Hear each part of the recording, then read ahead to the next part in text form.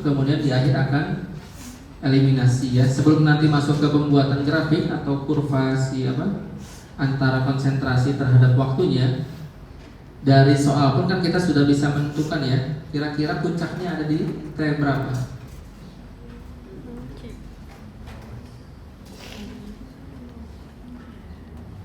Kalau dilihat dari konsentrasinya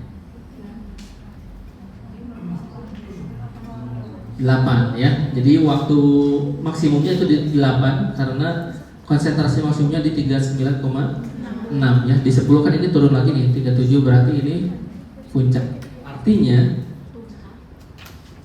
waktu sebelum 8 atau konsentrasi sebelum 39 itu sebagai fase absorpsi. Setelah 8 itu fase eliminasi. Cuman kalau kita yang mendekati puncak itu masih ada beberapa bagian mungkin masih ada fase absorpsinya ataupun sebaliknya gitu. Makanya ketika penentuan titik eliminasi ataupun titik absorpsi, ketika penentuan titik eliminasi kita menghitungnya dari paling bawah dulu. Berarti 1, 2, 3. Bukan berarti misalkan dari 10, 12, 14. Jadi bisa mungkin menjauhi dari titik puncak. Ya.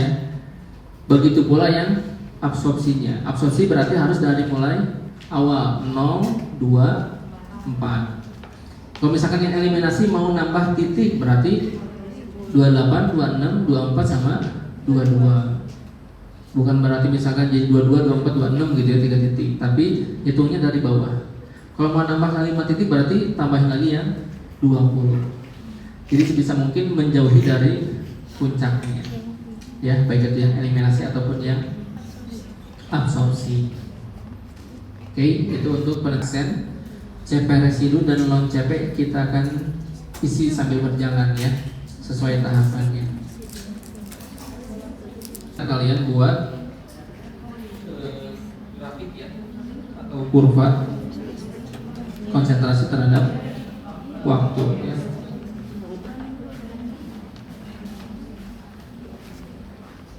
Scatter atau yang mana? Scatter ya.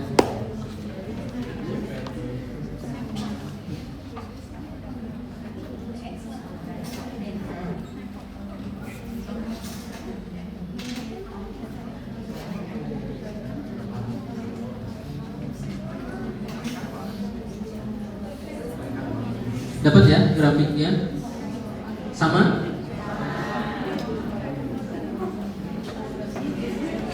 Ini hanya untuk memastikan saja gitu ya. Ketika misalkan puncaknya di T keberapa sih, atau misalkan tuh artinya kan sebelum puncak itu tadi ya absorpsi, setelah puncak itu eliminasi ya. Walaupun secara kasat mata ya kita sudah bisa melihat lah ya dari pun karena ketika saya tanya misalkan puncaknya di T keberapa, kan tadi tinggal lihat saja ya konsentrasinya yang paling tinggi di T keberapa itu sebagai titik puncaknya ya. Berarti sebelum 8 itu sebagai fase absorpsi dan setelah 8 ya dari 10 itu fase eliminasi ya. Kemudian untuk penentuan titik-titiknya tadi ya, kalau bisa menjauhi yang puncak karena mungkin absorpsi hanya 4 titik ya, sisanya berarti kita pakai yang 4 titik saja. Kemudian yang eliminasi kita ambil yang paling bawah yang ini ya. Jadi tahap awal sudah dipenuhi ya, kita tinggal mencari ke tahap selanjutnya ya. Kita coba balik lagi. Selanjutnya tadi tentukan tadi ya minimal 3 titik. Kemudian buat regresi linear ya, tetapi konsentrasinya diubah dulu menjadi bentuk log ya. Kelihatan nggak sih? Enggak ya?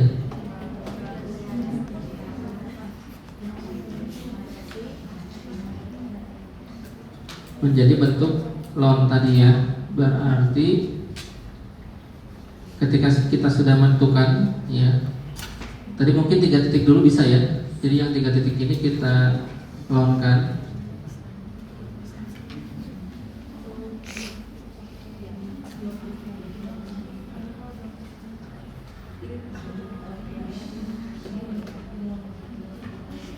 Dapat ya, ini nilai loan-nya. Kemudian tinggal dibuat regresi linearnya ya antara loan CP dengan waktu tadi ya. Sama ya kalau mengeluarkan grafiknya.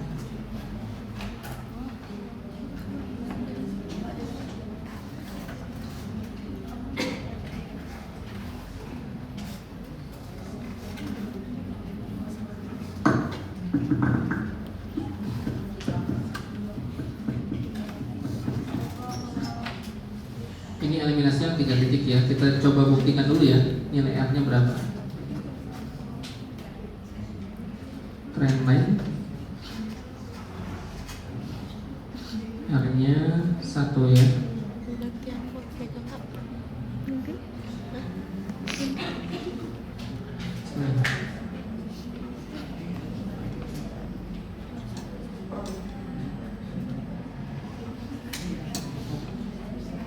Kelihatan? Kelihatan ya.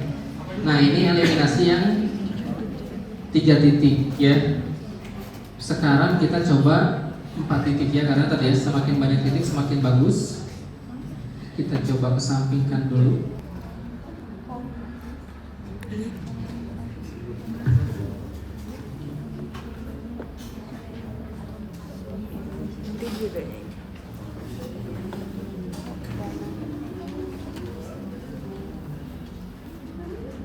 Nah warna gini Ci. Sama ya, nilai R nya juga sama dengan 1 ya, berarti kita pakai yang 4 titik saja.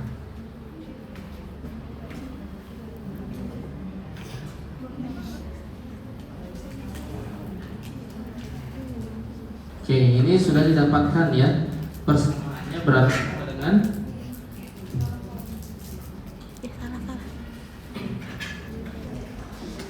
Y sama dengan 2 X tambah 4,7682. Jadi kan dari sini kita bisa dapatkan nilai K sama nilai B ini ya.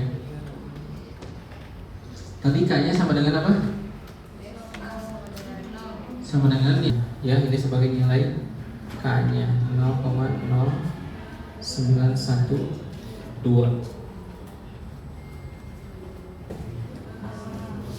Intercept ya, berarti yang nilai A-nya nih. Cuman harus di antilonkan dulu ya. Berarti berapa hasilnya? Antilon 4,7682 sama dengan 117,70 dan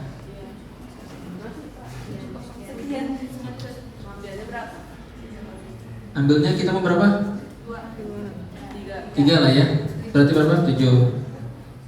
Nah juga yang ini tinggal 7 ya. Biar kita samakan ya, sepakati ya. 3 si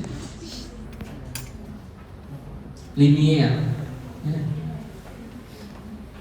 Bersama regresi linear yang tadi ya. Jadi yang kita dapatkan tadi ya, yang Y sama dengan min 0,0912X tambah 4,7682 itu kita masukkan ke yang Y atau yang X-nya waktu ini.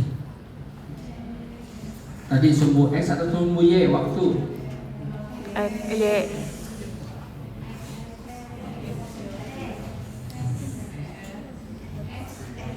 Oke, di bawah. X-nya ya. Iya. Ini X waktu, berarti X-nya yang kita ganti dengan variabel waktu di absorpsinya ya. Berarti untuk yang T berapa tadi?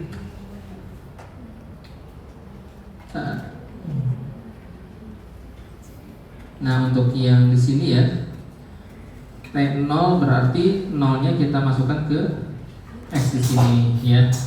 Kemudian 2-nya kita masukkan X-nya 2 di sini ya. Sehingga dapat kadar ekstra polasinya ya, kita coba masukkan.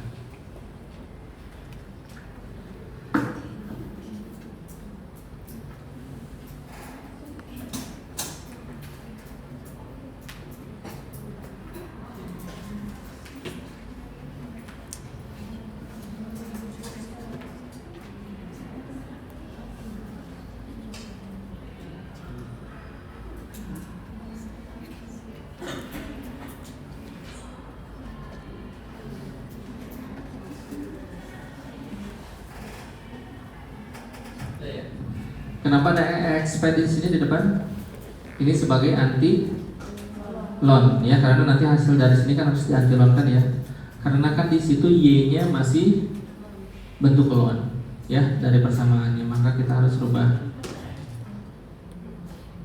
Dapat ya 117,707.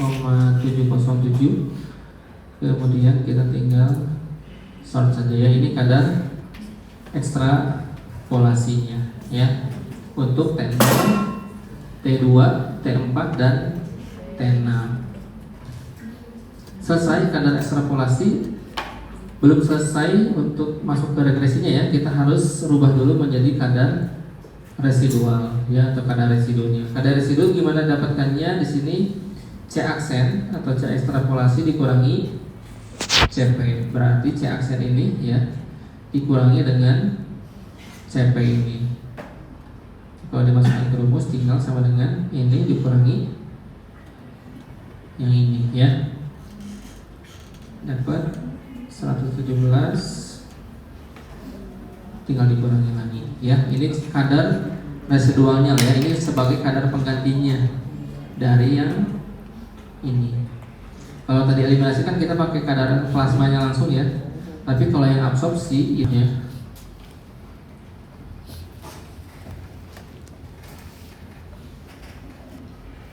Y sama dengan min 0,2296X tambah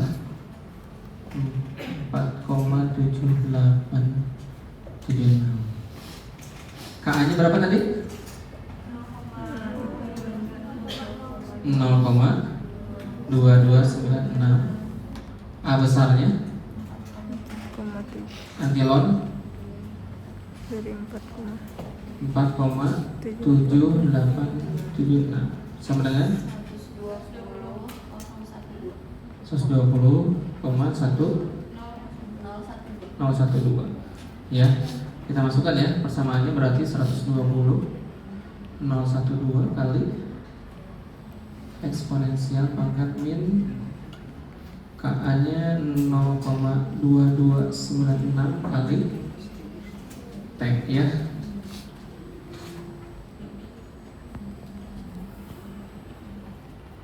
Selesai ya, ini sampai dapat persamaan pokok kinetikanya.